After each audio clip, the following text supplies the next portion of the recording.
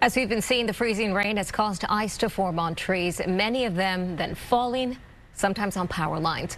Fox 7 Austin's Rudy Koski joins us live from Cedar Park with more. Rudy.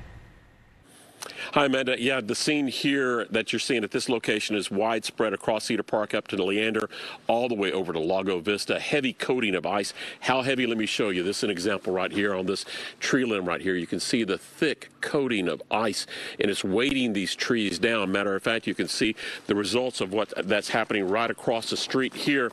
You can see a large limb that has crashed down on this fence line from this tree, and just a moment ago, another large limb from a tree just down the way just broke apart and fell to the ground. So the limbs are still breaking in this area. Let's go to some of the video that I sent in from this morning. We started seeing the sleet coming down around midnight. It started accumulating, and then between, I want to say around 4 o'clock and 8 o'clock this morning, the trees were really being weighted down, and we started hearing the limbs breaking and snapping, and so haven't seen any road blockage in this area per se, but we are seeing an example of the trees being bent over, and they are impeding some traffic along some of the major roadways. I did an orbit around the Cedar Park Leander area, went down Anderson Mill over to 1431 and back down Lakeline, and I saw several examples of the trees being weighted down over the roadway and actually causing a problem for the vehicles to passage. The roads, for the most part, are open, aren't iced over. The sidewalks are not iced over for the most part, but there are some slick spots that you need to be aware of. Come back out live and I can show you an example of how these trees are still being weighted down and why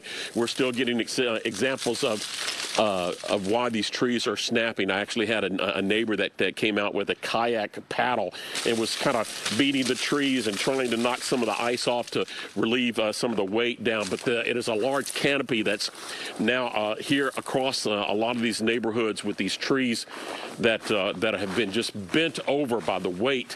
And you can see these trees right here, these big limbs, hard frozen area.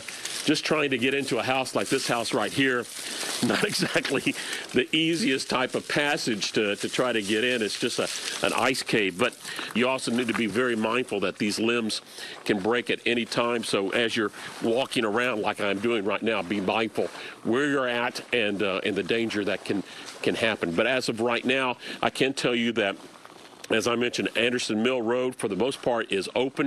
1431 is open, and Lakeline open.